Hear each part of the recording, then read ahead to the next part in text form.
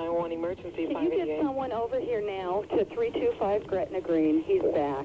Please. Well, okay, what does he look like? He's O.J. Simpson. I think you know his record. Could you just send somebody over here? Okay, what is he doing there? He just drove up again. He just drove somebody up. over? Okay, wait a minute. What kind of car is he in? He's in a white Bronco, but first of all, he broke the back door down to get in. Okay, wait a minute. What's your name? Nicole Simpson. Okay, is he the sportscaster or whatever? Yeah. Okay, and Thank you. Wait a minute. We're sending the police. What is he doing? Is he threatening you? I'm going nuts. Okay, has he threatened you in any way, or is he just harassing you? You're going to hear him in a minute. He's about to come in again. Okay, just stay on the line. I don't want to stay on the line. He's going to beat the shit. Wait a minute. Wait, just stay on the line so we can know what's going on until the police get there, okay? Okay, Nicole? Uh-huh. Just a moment. Does he have any weapons? I don't know. Okay. He went home, and now he's back. The kids are upstairs sleeping, and I don't want anything to happen. Okay. Has he hit you today or no? No. Okay, you don't need any paramedics or anything? Okay. You just want him to leave? My door. He broke the whole back door in. And then he left and he came back? Then he came and he practically knocked my upstairs door down, but he pounded it, and then he screamed and hollered, and I tried to get him out of the bedroom because the kids were sleeping in there. Mm-hmm. Okay. And then he wanted somebody's phone number, and I gave him my phone book and put my phone book down to write down the phone number that he wanted, and then he took my phone book with all my stuff in it. The dispatch. What? What does he say? What else?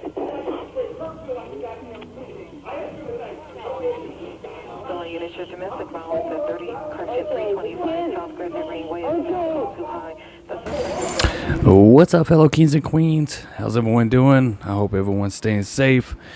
So tonight we're going to be doing a quick video.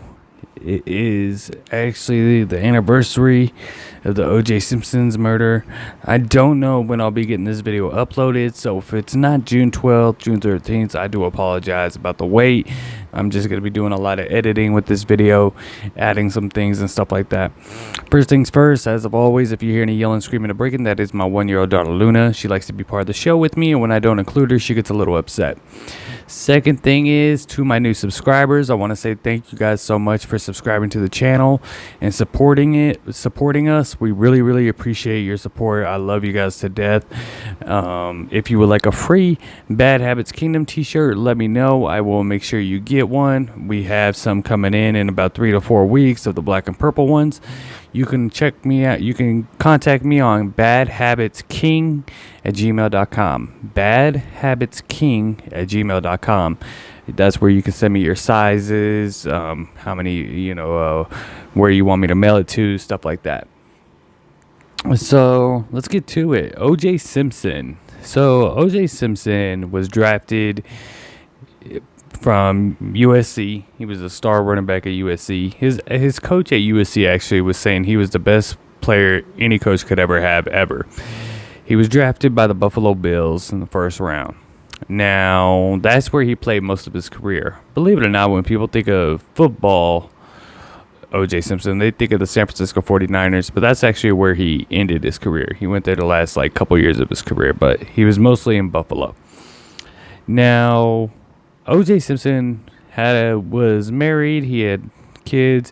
He actually lost one of his kids that drowned in his pool, which is very unfortunate. That's just a sad thing.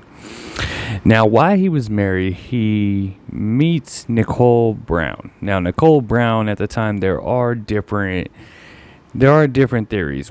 Some people say she was 17. Some people say she was 18. They ended up married anyway, so it didn't matter. But some people do say that she was 17 years old when they started dating. I could believe that, but we don't know for sure because there's so many theories about it.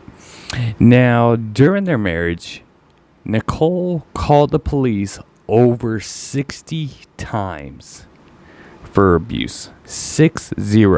Now that is ridiculous. That is a ridiculous amount of times calling for help and not getting any. OJ used to throw pool parties and barbecues for the police.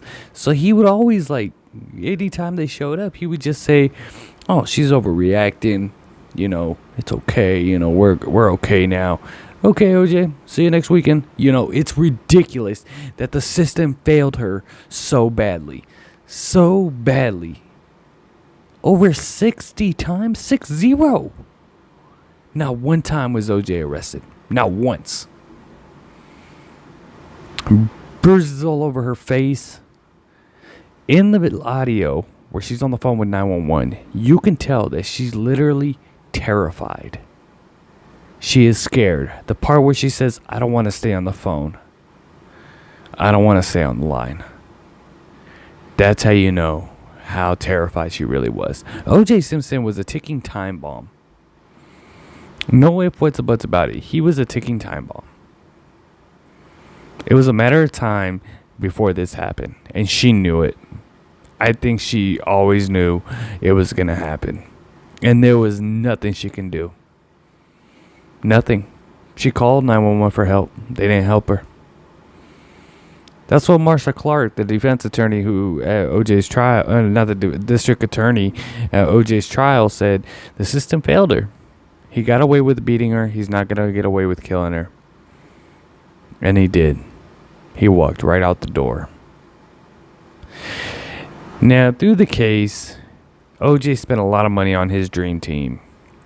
But then again, he didn't give a lot of them money. Robert Shapiro made the most, $100,000 a month. The deal was for $1.2 million. He didn't even get all of his money. Robert Kardashian Sr., he got a little bit at the beginning, not a whole lot. Johnny Cochran, I don't know, or their teams. A lot of them saw this case as the biggest case that would make their careers anyway. So they would have probably done it pro bono like Lee Bailey did. Lee Bailey did it pro bono. You know, and I really believe the district attorneys didn't realize they were in over their head on this case. I think they felt like they had a slam dunk case with all the evidence. The evidence was all over the place. The DNA was all over OJ. Now, here's what the defense said happened. They're blaming it on the LAPD. That the LAPD set up OJ. Okay, so this is what happened. Mark Furman. Now, Mark Furman was a piece of... Yeah, he was. He should have never been a cop. He's a racist pig. He deserves to be in jail, if you ask me. Here's what they say, though. Okay, 3 detectives show up to the murder scene before they even know where OJ's at. Before they even know what kind of alibi he has or anything like that. Mark Furman remembered OJ from years ago. He actually responded to one of Nicole's calls at one time. That's how he knew where OJ lived. He responded to one of her 911 calls.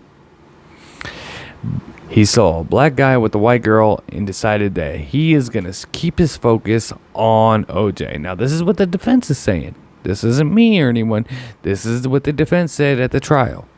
He saw OJ with a white woman and said, I'm going to get OJ. No matter what, one day I'm going to get him. He arrives to the crime scene. He sees Nicole Brown is dead. So what does he do? He takes Nicole Brown's blood, Ron Goldman's blood, somehow has OJ's blood at the time, even though they don't know where OJ is or anything. He goes to OJ's house. He doesn't know if OJ's home. He doesn't know if he's out of town. He doesn't know if he's at a restaurant. He doesn't know. Breaks into OJ's Bronco. Dumps the blood in the middle console area, throws a little bit on the steering wheel, and throws a dot on the side of right by the door handle. Then they hop the fence because Tom Lang and another detective was trying to get a hold of OJ on the intercom. They can't get a hold of him, so they end up hopping the fence, going up to OJ's house. Now, Mark Furman just breaks into the house and goes upstairs, dumps some blood in the socks and shoes, on the carpet, does a little trail on the driveway. Boom. And then goes back to Bundy where the crime scene is at Nicole's house. Now, yes, it was a short drive because... I don't know why, but Nicole only lived about 5 minutes away from OJ. Here they've been divorced for 2 years, and I do know that they were still sleeping together. They were seeing each other. I know that they were kind of trying to reconcile their relationship, but she was still divorced and still doing her own thing at times.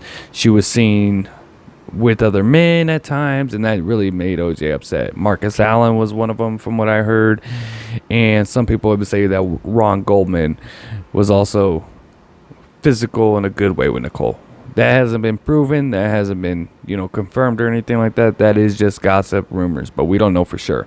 Me personally, I would say at some point or another, yes, these two did sleep together at one point. He was driving her car. Now, according to the police, they just met each other about 6 weeks prior to their murders, when Ron Goldman was seen driving Nicole's Ferrari. Now, I'm just going to say this. I have a lot of great coworkers.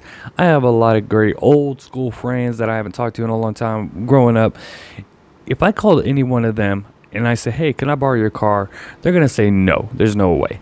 If I called any one of them and say, hey, can I borrow your Ferrari? They're going to say you're out of your freaking mind. So they must have been really, really good friends if she's going to trust him driving around in her Ferrari. I mean, that's got to be some trust right there, if you ask me. And also, the day he borrowed her Ferrari, Ron was actually meeting a friend for lunch, and his friend even asked him, is that your girlfriend? And he said, no, we're just friends. They could have been friends with benefits, or they could have been just friends. The research that I did on Ron is he seems like a type that could just be friends with the girls, kind of like me. I was raised by women. I work with a lot of women, always have, always been a lot of women. I can just be friends with women without thinking, oh, I want to hook up with you. Okay. Now, a lot of guys, they don't do that. They, at some point or another, they want to hook up, they want to date, something like that.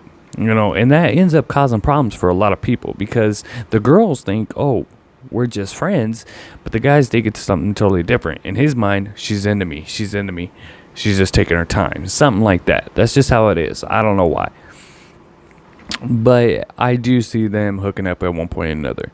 Now, here's what the police say that happened. The police say at the crime scene that Nicole was attacked first, and then Ron showed up and saw what happened. I mean, can you imagine showing up and seeing the murder take place?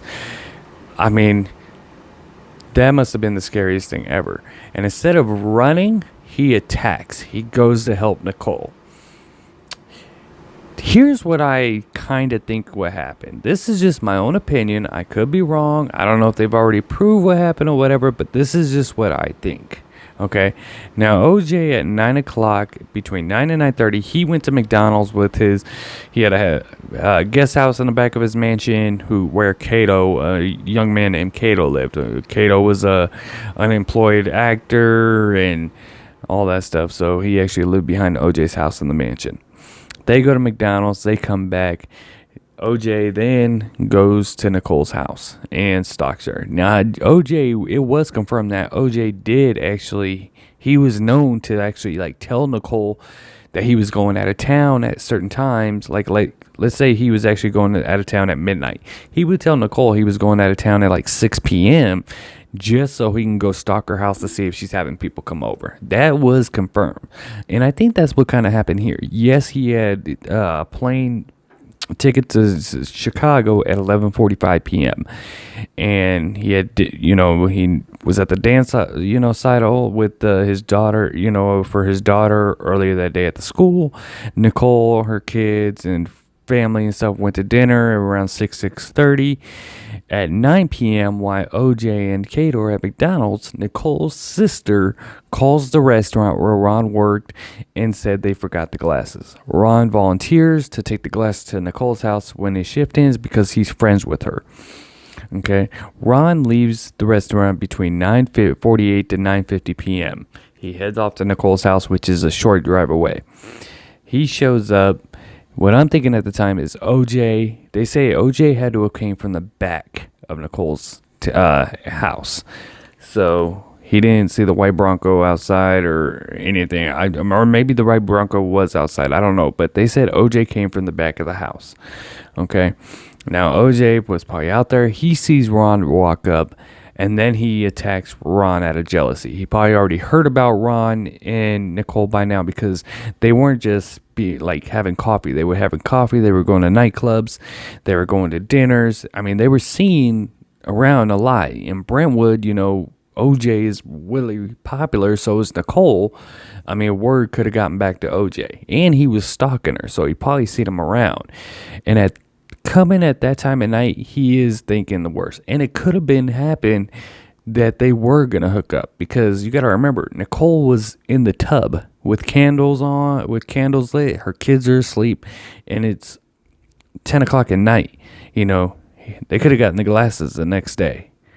But that's why I think maybe Ron and Nicole were kind of, but I don't know. But I think that he starts attacking Ron. Nicole hears the commotion, comes outside, sees the attack going on. OJ sees her and then attacks her. Now, the police say that Nicole was attacked first and Ron shows up trying to help her. And then after he kills Nicole, he kills Ron.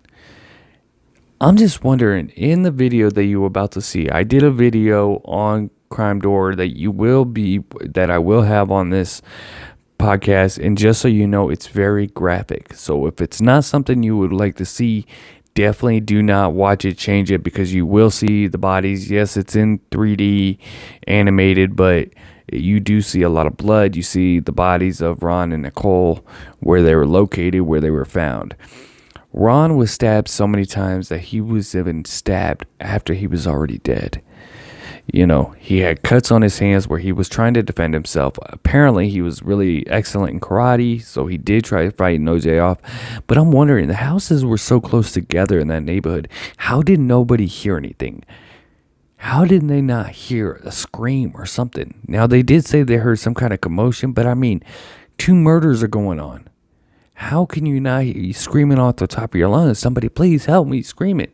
I mean, all around. It's not like your space is over or, miles down the road or something. This isn't Iowa, Farmville. You're right next door to people. I don't know how nobody heard it. I don't get it. Now, some people say that there were 2 killers. I disagree. I think OJ was there by himself when this happened. I don't think his best friend AC was there, or Willie, whoever he said he did it in that book he wrote. OJ actually wrote a book, If I Did It, or If I Would Have Done It, something like that. And basically, it was the same way how they died. I mean, it's like, come on, really? That's insane. The guy was nuts. Nicole knew it. He was a great actor. Everybody thought he was a charming, nice fellow guy. But that's what psychopaths are like. They're very friendly. They're very outgoing. You wouldn't be able to tell. They're very charming until they do their thing. Nicole had no way out of this. She tried to get help. She couldn't get the help. She tried to get support, anything. And I mean, Ron was a friend to her. She felt that was an escape. That helped her, It's just a sad situation all the way around. OJ was found not guilty. Not guilty. After all that time, 9 months trial, after 4 hours of debating, they found him not guilty. We're going to be doing a second video on this. I'm going to reach out to some family members and some journalists of that time. I'm going to be reaching out to Ron's family if they are willing to talk to me, because I know they've done interviews and stuff before and on podcasts. So I'm going to try to reach out to them, see what they can say. But if you notice throughout this entire podcast, I kept saying OJ, because I don't care what anyone says. I hardcore believe OJ did it. I do not believe the cops set him up. Were the cops, did they do everything correctly? No. Were they OJ's gloves? Yes. The glove try on. Okay. OJ was doing this in court. He was bending his elbow when he was putting the glove on. That blood was soaked in blood. That glove was soaked in blood and in a freezer. It shrinks. Everybody knows that. The glove is going to shrink. I mean, this case is just ridiculous. OJ is actually here in Las Vegas, walking the streets today as a free man. OJ came out to Vegas and does a crime of kidnapping, armed robbery of sports memorabilia, and the judge, nobody, I don't think I ever told a lot of people about this, but I actually, when OJ was arrested and he was about to go to trial here in Vegas, I was actually called down for jury duty. And they even asked me, do you think OJ did the first crime? And I said, hell yeah. That was actually one of the questions they asked you in jury duty for the trial here in Vegas of OJ when he was arrested for the kidnapping. Me personally, I was hoping OJ would get a lot more time. He was paroled after 9 years. I was hoping he'd do at least 15. But at the end of the day, he's still a celebrity. And they get off easy. You know, yes, he's an old man now. You know, he gained a lot of weight. But it's just a sad thing. So just so you guys know, we will be doing another video on this. It will be about 2 weeks after I reach out to some family members, and the Delphi videos are going to be coming out. We're going to be doing all the starting on the 20, no, not the 20th. Yeah, the 20th. I'm going to start loading them on the 21st. Literally like 5 videos, like every day. Delphi is all next week. That's why we're recording them now, and they're going to be out all next week. A lot of Delphi videos, so check them out, guys. I hope you enjoyed the episode. I'm just giving you my opinions on things. I couldn't do a real long video. I do apologize. But just tell me what you think. You know, do you think Ron was attacked first? Do you think Nicole was attacked first? Do you think somebody else was there? Do you think it was OJ? Do you think OJ had somebody with him? You know, what do you really think? Let me know, guys, in the comments below. If you do, please, if you're not, please subscribe to the channel and show support. I really love you guys. You can also check us out on the TikTok, Apple, Spotify, Instagram, all under Bad Habits Kingdom. Definitely could use the support on TikTok and Instagram. Of course, on Spotify as well, you know, Anchor. If you would like to help us support the channel and future investigations, we have a GoFundMe account. You can see it in the link below. It's to help us come up with plane tickets to actually go out to Delphi, Indiana, so we can go to the live locations to the Delphi murders, and also go to Evansdale to go to the live locations to Evansdale murders, so we can go out there, and to order more t-shirts and to do some extra things for future investigations. So definitely check us out, guys, and show some support and love. We love you guys. Thank you, guys. Hit subscribe. If you're not, please hit the like button as well. That would definitely help. All right, guys, I love you. Stay safe. Check out the links below, and see you guys later. Next video will be tomorrow. Okay, well, I don't know when this video will actually be, but at least on the 21st. Be ready. Love you guys.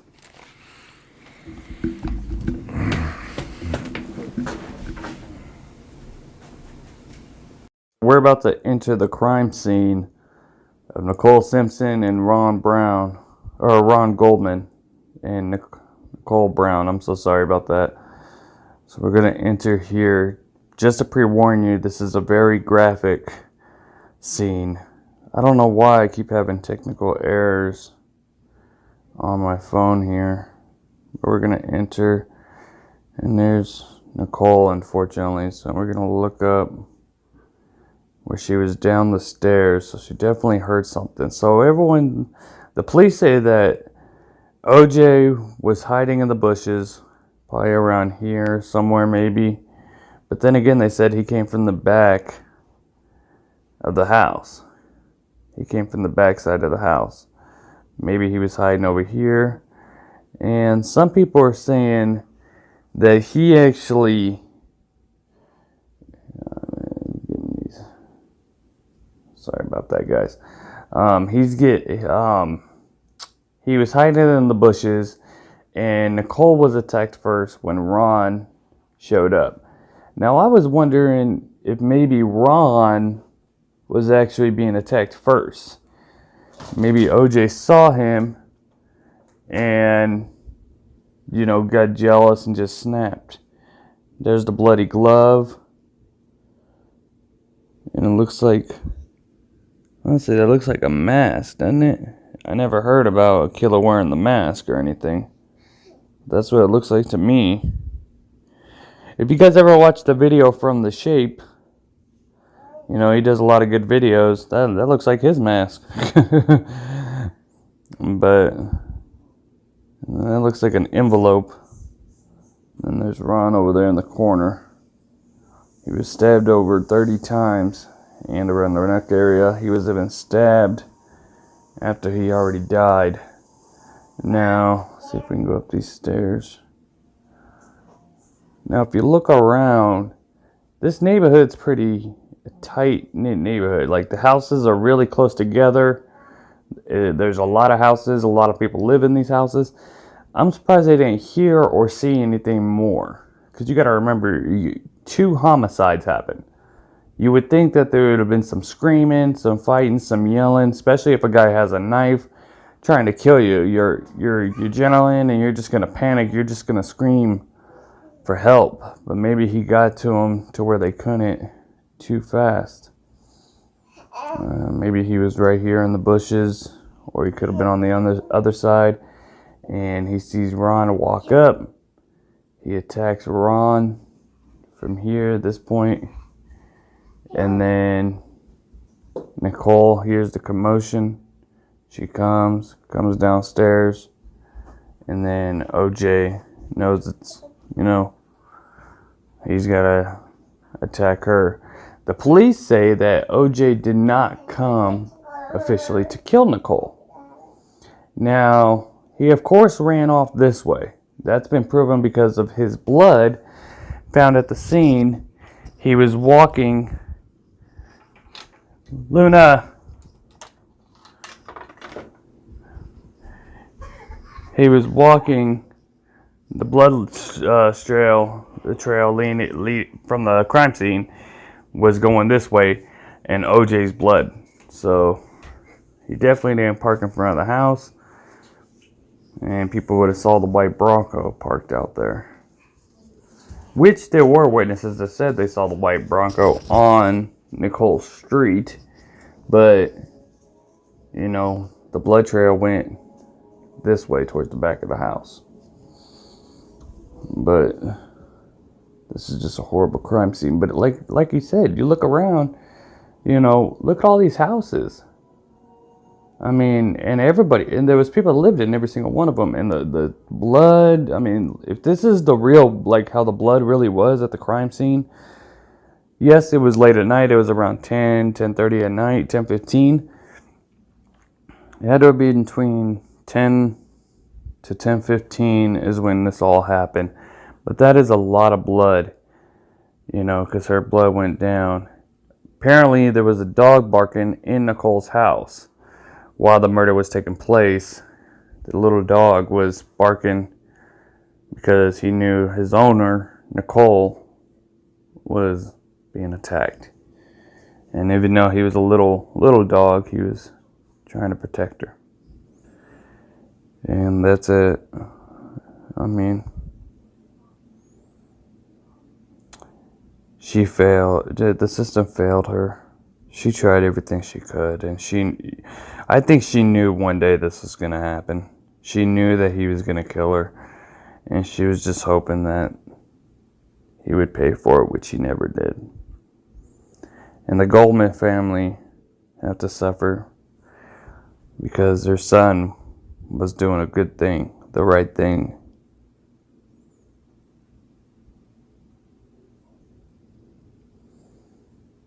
That's it, guys. Tremendous amount of blood. I mean, this is bad, but that is it. Nicole and OJ's kids, Justin and Sydney, were actually home at the time of the murder. They were upstairs sleeping. And that's what one of the people were saying, why they don't think it's OJ, because, sorry, my phone's a little technical error, is how could a father do that when their kids are home alone upstairs to come out and see their mother like this. But I don't think people realize how crazy OJ really was when it came to Nicole.